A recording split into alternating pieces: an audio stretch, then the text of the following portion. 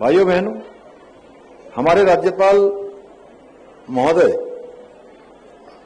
आदरणीय श्री गुरमीत सिंह जी का व्यक्तित्व सच में इतनी उनके अंदर पॉजिटिविटी है कि जो भी उनसे मिलता है पॉजिटिव होकर चला जाता है। कठिन से कठिन काम भी संभव हो वो ऐसा मार्ग उनके पास हमेशा तैयार रहता है। उनके पास एक बड़ा अनुभव अब सामाजिक क्षेत्र का भी हो गया। पहले उन्होंने राष्ट्र रक्षा में अपने अनेक वर्षों तक काम किया है और सेना के उच्च पदों पर रहे हैं। अनेक देशों का उन्होंने भ्रमण किया है। चूंकि मैं भी एक सैनिक का बेटा हूं, इस नाते जब भी मैं उनसे मिलने आता हूं तो मेरे मन में बड़ी एक चाह रहती है कि मैं उनसे कुछ और पूछूं।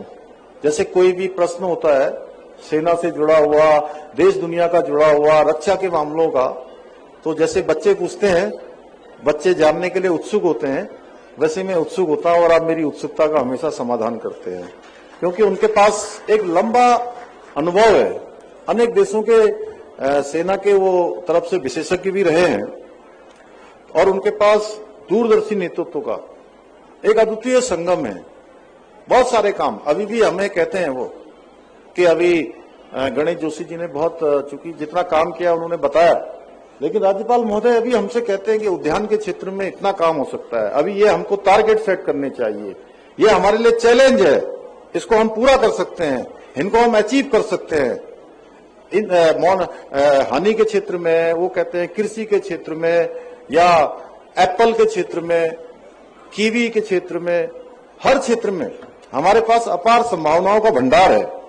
और सच में आपके पास बहुत दूरदर्शी नेतृत्व का जो अद्वितीय संगम है और आपके मार्गदर्शन में आज हमारा राज्य निरंतर प्रगति कर रहा है। अभी कृषि के और उद्यान के क्षेत्र में बसंतोत्सव का कार्यक्रम यहाँ पर हो रहा है, तो फलों से फूलों से जुड़ा हुआ है। लेकिन मैं आप सबको बताना चाहता हूँ कि बहुत सारे क्षेत्रों में आज हमारा राज्य हिंदुस्तान के जो अग्रणी राज्य हैं उन राज्यों में हमारी गिनती हो रही है। चाहे नवाचार करना हो, नए कानून बनाना हो या सस्टेनेबल डेवलपमेंट गोल्स की बात हो, कि उसमें पूरे देश के अंदर एसडीजी रैंकिंग में हमारे राज्य को पहला स्थान प्राप्त होना हो।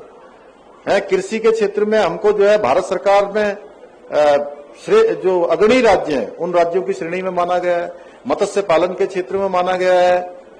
अच्छा फाइनेंशियल डिसिप्लिन अपनाने के लिए भी हमको भारत सरकार ने 350 करोड़ रुपए की धनराशि अभी 4 दिन पहले ही जो है प्रोत्साहन राशि के रूप में दी है।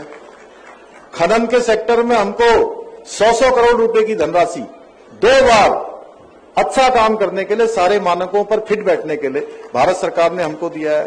पर्यटन के क्षेत्र में हमको सर्वश्रेष्ठ राज्य के रूप में पुरस्कार मिला है। फिल्म के क्षेत्र में हमको मिला है।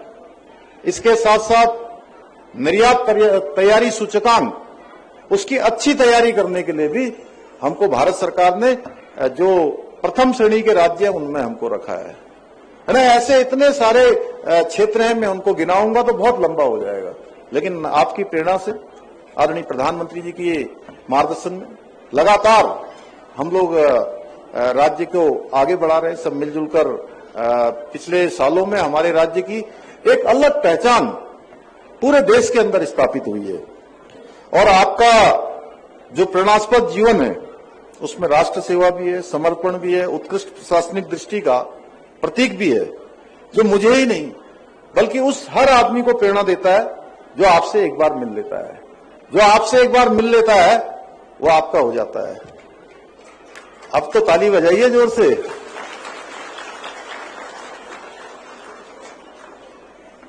भाइयों बहनों, ये बसंत केवल एक ऋतु मात्र नहीं है, बल्कि ये प्रकृति के श्रृंगार के माध्यम से परमात्मा की अनंत चेतना को अनुभव करने का उत्सव है।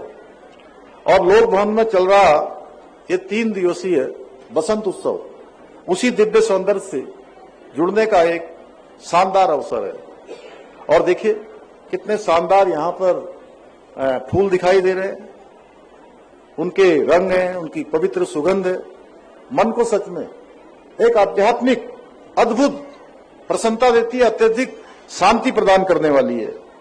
भाइयों बहनों, मुझे प्रसन्नता है कि बसंतोत्सव के आयोजन से उत्तराखंड में पुष्पों के प्रति जनमानस की रुचि निरंतर बढ़ रही है और इसके साथ ही फूलों की खेती के क्षेत्र में उल्लेखनीय रूप से वृद्धि भी हो रही है। लोग इस बसंतोत्सव से प्रेरित होकर फूलों की खेती को और अपना रहे हैं।